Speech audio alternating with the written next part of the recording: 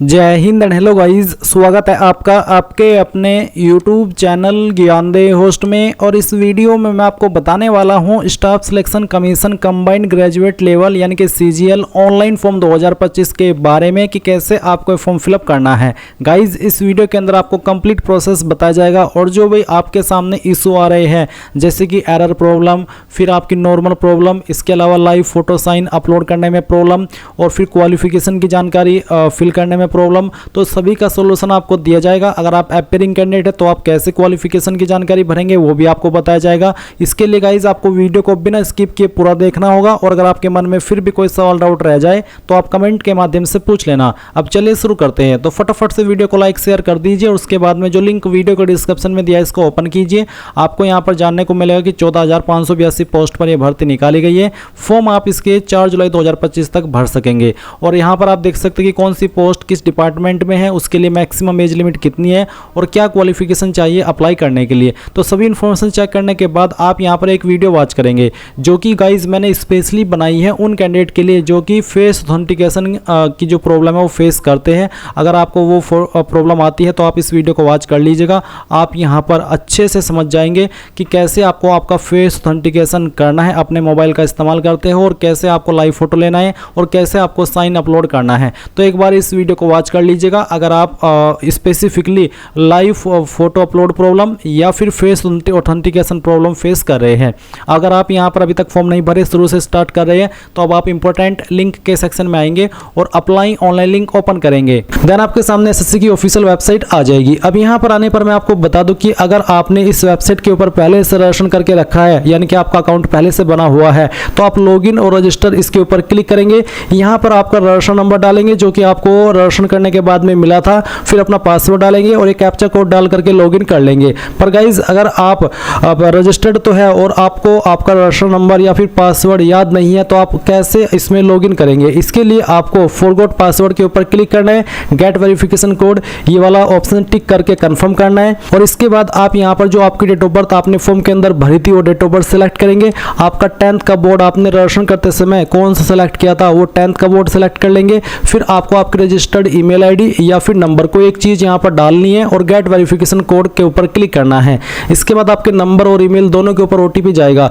कोई भी आप एक ओटीपी डाल करके जैसे ही सबमिट करेंगे तो आपको डिस्प्ले के ऊपर आपकी रजिस्ट्रेशन नंबर देखने को मिलेगा और आप एक न्यू पासवर्ड क्रिएट कर लेंगे। न्यू पासवर्ड कैसा हो उसका एग्जांपल आप देख लीजिए। पासवर्ड के अंदर इंग्लिश का कैपिटल लेटर, स्मॉल लेटर, एक स्पेशल कैरेक्टर और साथ ही डिजिट, कुछ इस तरह का पासवर्ड आप बना लेंगे और उसके बाद उसको सबमिट कर देंगे तो आपका यहाँ पर पासवर्ड बन जाएगा। और फिर आप यहाँ पर इसमें इस इंफॉर्मेशन का इस्तेमाल करके जो कि अभी आपने फॉरगेट की है लॉगिन कर लेंगे। लॉगिन करने के बाद में गाइज आपके सामने आपका डैशबोर्ड आ जाएगा। अभी ये जो मैं जानकारी दे रहा हूँ ये उन कैंडिडेट के लिए दे रहा हूँ जो कि पहले से इस वेबसाइट के ऊपर रजिस्टर्ड है। इसके बाद में मैं बताऊंगा कि अगर आप पहली बार इस वेबसाइट का इस्तेमाल करके फॉर्म को भर रहे हैं तो कैसे आपको प्रोसेस को फॉलो करना है। तो जैसे ही आप पहले से रजिस्टर्ड कैंडिडेट लॉगिन करेंगे अपनी लॉगिन इन्फॉर्मेशन का इस्तेमाल करके तो आपको आधार वेरिफिकेशन करने के लिए क्या करना होगा, क्योंकि जब तक आधार वेरिफिकेशन नहीं होगा तब तक आप फॉर्म अप्लाई नहीं कर पाएंगे। तो आपको यहाँ पर एडिट रजिस्ट्रेशन डिटेल्स इसके ऊपर क्लिक करना होगा। इसके ऊपर क्लिक करने के बाद आप यहाँ पर देख सकते हैं कि आधार ओटीपी वेरिफिकेशन का ऑप्शन आपके सामने एक्टिव है।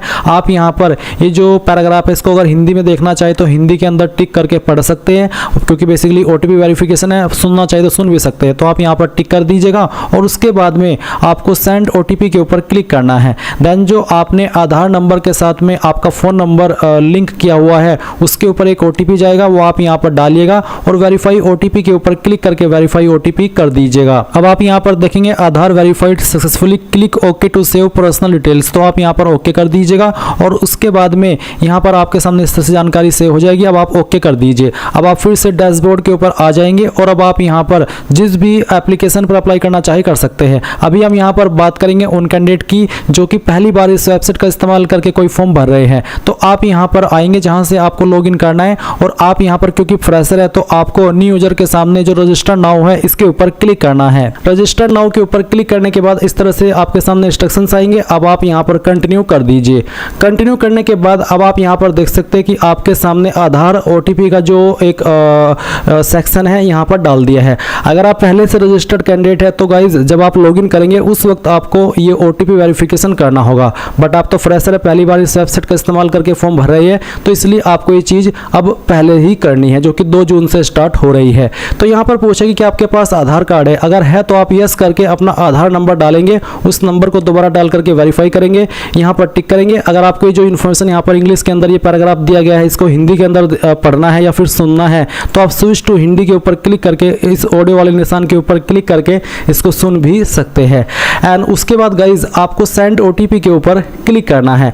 अगर गाइज आपके पास आधार नहीं है तो आप यहाँ पर इस पहले वाले ऑप्शन में नो करके इनमें से कोई एक आईडी दे सकते हैं। जैसे कि आप यहाँ पर देख सकते हैं Aadhaar card, voter ID card, PAN card, driving licence, government ID card, तो इनमें से कोई भी एक आईडी आप दे दीजिएगा। फिर जैसे कि यहाँ पर है please upload date of birth proof, जिसमें कि आप birth certificate, school leaving certificate, certificate of date of birth, इनमें से आपको एक सर्टिफिकेट देना होगा डीओबी प्रूफ के लिए। फिर एड्रेस प्रूफ के लिए आप इनमें से कोई एक आईडी दे सकते हैं। उसके बाद आप यहाँ पर आपका फोटो अपलोड करेंगे। उसके बाद आप देखेंगे अपलोड जेंडर प्रूफ, आपको जेंडर प्रूफ भी देना होगा, जिसमें कि आप Aadhaar card, voter ID card, birth certificate, school leaving certificate, इनमें से कोई भी एक चीज़ दे सकते हैं। तो ये सभी चीज़ें आपको देनी होगी अगर आप आधार के अलावा किसी और अन्य आईडी का इस्तेमाल करके इसमें रजिस्टर हो रहे हैं। पर अगर आपके पास आधार है तो सिंपली इसमें यस करके अपना आधार नंबर डाल करके दोबारा डाल करके यहाँ पर टिक करके सेंड ओटीपी के ऊपर क्लिक कीजिएगा। इसके बाद जो ओटीपी आपके नंबर के ऊपर गया है वो नंबर जो कि आपने आधार के साथ में लिंक करके रखा है वो आप यहाँ पर डालिएगा और वेरीफाई ओटीपी इसके ऊपर क्लिक कीजिएगा।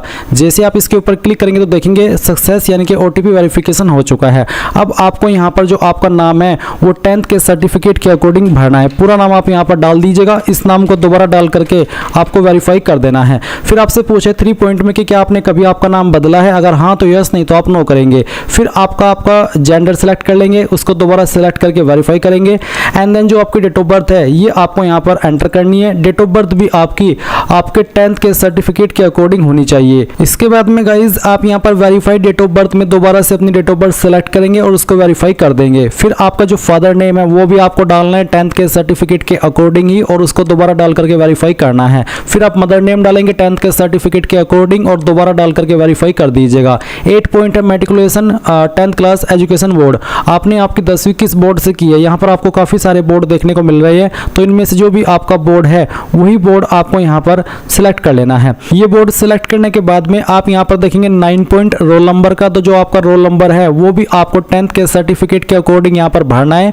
और आपको बोला कि if roll code is given in your matriculation certificate then enter roll code, यानी कि अगर आपके 10वीं के सर्टिफिकेट के ऊपर रोल कोड है तो आप यहाँ पर रोल कोड भी दे सकते हैं। तो बेसिकली अगर रोल नंबर है तो रोल नंबर डाल दीजिए, रोल कोड है तो रोल कोड डाल दीजिएगा और उसको दोबारा डाल करके वेरीफाई कीजिएगा। फिर आता है ईयर ऑफ पासिंग, किस साल के अंदर आपने आपकी 10वीं पास कर ली थी वो साल आप यहाँ पर सेलेक्ट कर लेंगे, उसको दोबारा सेलेक्ट करके आपको यहाँ पर वेरीफाई कर देना है। 11 पॉइंट है highest level of education qualification, वो आपकी क्वालिफिकेशन जो कि आपने कंप्लीट की हो। अगर आप अभी कोई क्वालिफिकेशन कर रहे हैं जैसे कि डिप्लोमा, ग्रेजुएशन, तो आप उसको सेलेक्ट ना करिएगा, आप वही क्वालिफिकेशन सेलेक्ट करिएगा जो कि आपकी कंप्लीटेड है। उसके बाद आप देखेंगे कैंडिडेट्स मोबाइल नंबर, आप आपका मोबाइल नंबर डालिए जो कि आप रजिस्टर करना चाहते हैं। और फिर जैसे कि मैं यहाँ पर आपको नंबर डाल करके दिखाता हूँ, तो चलिए हम यहाँ पर एक नंबर एंटर कर देते हैं। तो आप यहाँ पर जैसे ही नंबर डालेंगे आपको सेंड ओटीपी का ऑप्शन देखने को मिलेगा, आप इसके ऊपर क्लिक कीजिएगा और उसके बाद में गाइज आपके नंबर के ऊपर ओटीपी जाएगा, वो ओटीपी आप यहाँ पर डाल दीजिएगा।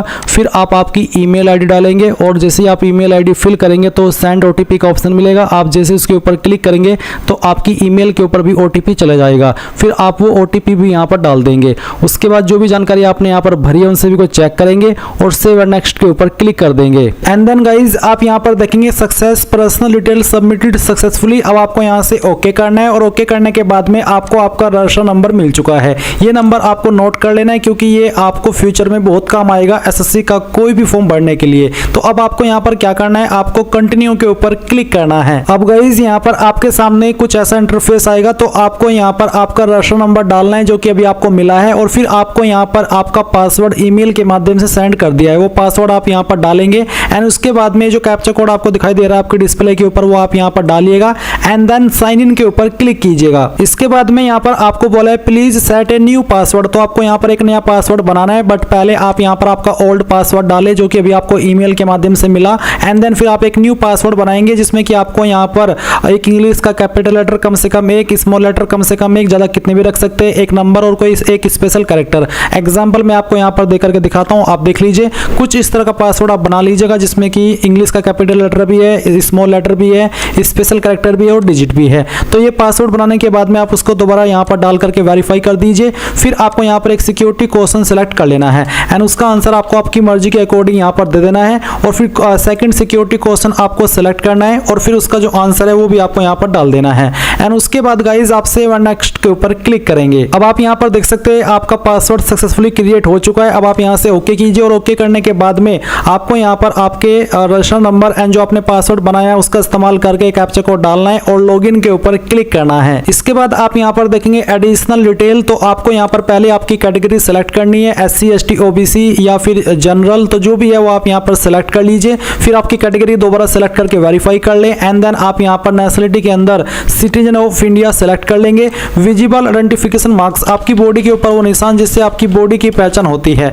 तो उस मार्क के बारे में आप यहाँ पर लिख देंगे। अगर नहीं है कोई मार्क तो आप नो मार्क लिख दीजिएगा। अगर आप विकलांग है तो आप इस वाले 5 पॉइंट में यस करेंगे, नहीं तो आपको नो करना है। फिर 6 पॉइंट में आपका जो परमानेंट एड्रेस है वो आपको यहाँ पर इस बॉक्स में लिखना है और जो आपकी स्टेट है वो यहाँ से सेलेक्ट कर लेनी है, फिर डिस्ट्रिक्ट सेलेक्ट कर लेनी है और उसके बाद में जो आपका पिन कोड है वो भी आपको यहाँ पर डाल देना है। एंड देन अगर आपका प्रेजेंट और परमानेंट एड्रेस एक है, अलग अलग नहीं है, तो आप यहाँ पर यस कर देंगे और इसके बाद में आपको सेव एंड नेक्स्ट के ऊपर क्लिक करना है। अब ये जानकारी भी आपकी सेव हो जाएगी। अब आपको यहाँ पर ओके करना है और ओके करने के बाद में आपके सामने डिक्लेरेशन है तो आप यहाँ पर टिक कीजिए और इसके बाद में अगर आपने जो भी जानकारी भरी है उनको चेक करना चाहते हैं तो आप यहाँ पर प्रीव्यू OTR इसके ऊपर क्लिक करके सभी जानकारी को चेक कर लें और जब आपको लगे कि सभी जानकारी सही है तो वो भी आप यहाँ से डिक्लेयर के ऊपर क्लिक करके इस OTR को सबमिट कर देंगे। नहीं तो आप यहाँ से प्रिंट लेना चाहे तो आप वो भी ले सकते हैं एंड देन फिर आप डिक्लेयर के ऊपर क्लिक कर दीजिए। इसके ऊपर क्लिक करने के बाद देखेंगे डिक्लेरेशन सबमिटेड सक्सेसफुली। अब आप यहाँ से ओके कर दीजिए। अब गाइस जैसे ही आपका OTR प्रोसेस कंप्लीट हो जाए तो आप यहाँ पर लाइव एग्जामिनेशन के सेक्शन में आएंगे और आपको कंबाइंड ग्रेजुएट लेवल एग्जामिनेशन देखने को मिलेगा। आप अप्लाई के ऊपर क्लिक करिएगा।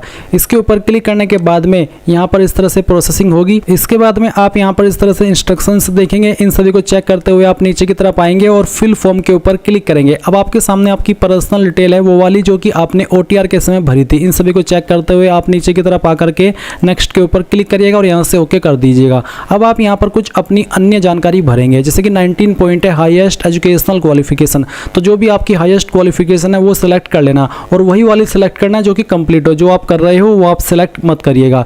फिर एक क्वालिफाइंग एजुकेशनल क्वालिफिकेशन, यानी कि वो क्वालिफिकेशन जिस क्वालिफिकेशन से आप इस पोस्ट पर अप्लाई करने के लिए एलिजिबल हो रहे हैं या इस वैकेंसी में अप्लाई करने के लिए एलिजिबल हो रहे हैं, तो वह आपकी ग्रेजुएशन या फिर उसके बराबर की योग्यता।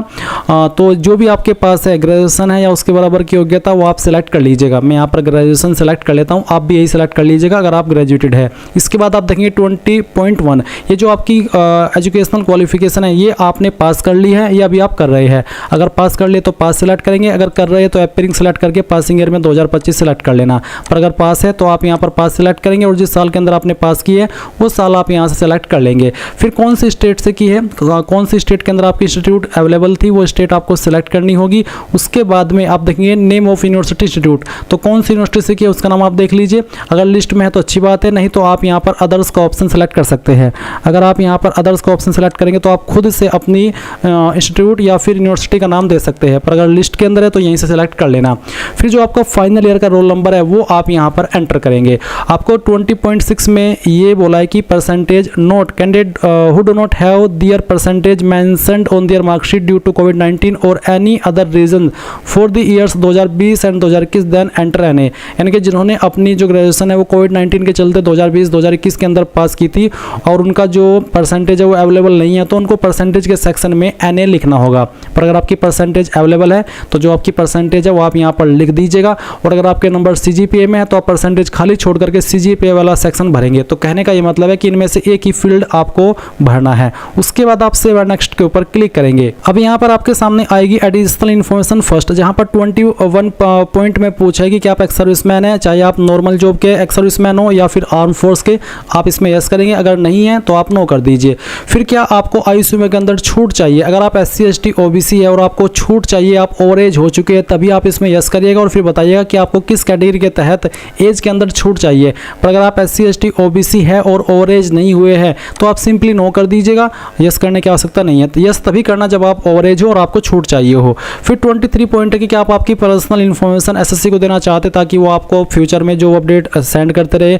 चाहे आप इस ऑप्शन में यस करें चाहे नो करें, आपके फर्म के ऊपर कोई नेगेटिव प्रभाव नहीं पड़ेगा, तो आपकी मर्जी है, चाहे आप इसमें यस कर दे चाहे नो कर दे। उसके बाद आप सेव और नेक्स्ट के ऊपर क्लिक करेंगे। अब आप यहाँ पर देखेंगे एडिशनल इन्फॉर्मेशन 2, जहाँ पर आपको 24 पॉइंट में एग्जाम सेंटर की प्रेफरेंस देनी है। तो पहली चॉइस आप किस सिटी को देना चाहते हैं एग्जाम सेंटर के लिए, वो आप सेलेक्ट कर लीजिएगा। सेकंड चॉइस किसको देनी है, थर्ड चॉइस किसको देनी है, ये सब आप सेलेक्ट कर लेना। इसके बाद यहाँ पर जो आपके सामने 25 है पॉइंट 1 2 3 वो है जो कि विकलांग कैंडिडेट भरेंगे। अगर आप विकलांग नहीं है तो आपको ये भरने की आवश्यकता नहीं है। आपको एक आंसर करना है 25.3 का, जिसमें कि यह है कि आपको लिखने में लिमिटेशन है और आपको स्क्राइब चाहिए, आप नहीं लिख सकते। अगर आप ऊपर वाले की दया से बिल्कुल ठीक ठाक है तो आप इस ऑप्शन में नो कर देना। फिर नीचे की तरफ आप आएंगे और आपसे पूछा है कि are you also applying for the post of junior statical officer, यानी कि जो जूनियर स्टैटिकल ऑफिसर की पोस्ट है कि आप उसके लिए भी अप्लाई करना चाहते हैं। इस पर अप्लाई करने के लिए अलग से एक स्पेशल क्वालिफिकेशन चाहिए जो कि आप यहाँ पर नोटिफिकेशन के अंदर आकर के देख सकते हैं। तो अगर आपके पास ये वाली क्वालिफिकेशन भी है और आप इसके लिए भी अप्लाई करना चाहते हैं तभी आप इसमें यस करिएगा। अगर वो वाली क्वालिफिकेशन नहीं है तो आप नो कर दीजिएगा। फिर 27 पॉइंट है कि are you also applying for statical investigator grade 2, इस पर भी एक स्पेशल क्वालिफिकेशन चाहिए ग्रेजुएशन की कैटेगरी में ही। अगर आपके पास वो क्वालिफिकेशन है और आप इस पर अप्लाई करना चाहते हैं तो यस कर देना, नहीं तो आप नो करेंगे। उसके बाद आप सेव नेक्स्ट के ऊपर क्लिक कर दीजिएगा। नाउ गाइज आप यहाँ पर देख सकते हैं कि मैंने फेस ऑथेंटिकेशन कर लिया है मोबाइल ऐप का इस्तेमाल करते हुए, और मैंने आपको जैसा कि बताया अगर नहीं हो रहा है तो वीडियो को वॉच कर लीजिएगा जो मैंने आपको सजेस्ट की है। अब जैसे ही आपका हो जाएगा उसी के बाद आप आपका लाइव फोटो कैप्चर करेंगे। तो कैप्चर लाइव फोटो इसके ऊपर क्लिक करिएगा और साथ ही साथ जो यहाँ पर आपको इंस्ट्रक्शंस दिए गए हैं इन सभी का ध्यान रखना है। इनके ध्यान में रखते हुए ही आपको आपका फोटो कैप्चर करना है। गाइज जैसे ही आपका लाइव फोटो कैप्चर हो जाए तो आप यहाँ पर आपका फोटो देख सकते हैं। और मैं आपको बता दूं कि अगर आपको एरर आता रहे तो जो चीज़ें आपको उसमें एरर में बोली जा रही है उन चीज़ों को आपको रेक्टिफाई करके फिर सही तरीके से अपना फोटो कैप्चर करना है, तो आपका फोटो इस तरह से आ जाएगा। देन आप आपका सिग्नेचर अपलोड करेंगे और आपका जो सिग्नेचर है वो किस तरह का होना चाहिए उसका जो इंस्ट्रक्शंस है वो आप यहाँ पर ये PDF ओपन करके देख लेंगे। जैसे आप ये PDF ओपन करेंगे तो आपको देखने को मिलेगा कि कैसा आपका सिग्नेचर एक्सेप्ट होगा और किस तरह के सिग्नेचर रिजेक्ट होंगे। साथ ही साथ फोटो किस तरह का एक्सेप्ट होगा वो भी आप यहाँ पर चेक कर सकते हैं। अब आपको ये सभी चीज़ें ध्यान में आ गई है। अब आप आपका सिग्नेचर अपलोड कीजिए। तो आप यहाँ पर अगर दिए गए इंस्ट्रक्शंस के अकॉर्डिंग आपका सिग्नेचर अपलोड करेंगे तो यहाँ पर आ जाएगा। और मैं आपके लिए एक स्पेशल वीडियो बना दूंगा जहाँ पर मैं लाइव फोटो कैसे अपलोड करना है, सिग्नेचर कैसे अपलोड करना है, कैसे बनाना है मोबाइल का इस्तेमाल करते हैं, उसकी पूरी जानकारी दे दूंगा। तो आप कमेंट के माध्यम से बता देना कि सर आप वीडियो बनाइए या फिर मत बनाइए। इसके बाद जैसे ही आपकी दोनों चीज़ें हो जाए तो आप सेव नेक्स्ट कर देंगे और अब आपके सामने यहाँ पर आपके फॉर्म का फाइनल प्रीव्यू आ जाएगा। जो भी जानकारी आपने शुरू से लेकर अभी तक भरी है वो सभी आपके सामने है। और नीचे की तरफ आप आएंगे, सेव नेक्स्ट के ऊपर क्लिक करेंगे, फिर आप यहाँ पर आई अग्री इसके ऊपर क्लिक करेंगे और जो कैप्चा कोड आपकी डिस्प्ले के ऊपर आ रहा है ये कैप्चा कोड आपको यहाँ पर एंटर करना है। ये एंटर करने के बाद में आप यहाँ पर सबमिट कर दीजिएगा। सबमिट करने के बाद देखेंगे कि आपका फॉर्म सबमिट हो चुका है। और जो कैंडिडेट इस फॉर्म को SC ST and all category female से भर रहे हैं उनके सामने कोई फीस का पेमेंट नहीं आएगा, वो डायरेक्टली अपने फॉर्म का प्रिंट ले सकते हैं। और गाइज अगर आप जनरल OBC है तो आपको पहले फी पेमेंट करना होगा। जब आपका फी पेमेंट हो जाएगा उसके बाद ही आप अपने फॉर्म का फाइनल प्रिंट आउट ले पाएंगे। अगर प्रिंटर नहीं है तो आप PDF के रूप में इसको सेव कर लीजिएगा और बाद में प्रिंट कर लीजिएगा। तो इस तरह से गाइज आप लोग SSC CGL ऑनलाइन फॉर्म 2025 भर पाएंगे। आई होप ये प्रोसेस आपको पसंद आया होगा। So thanks for watching. जय हिंद।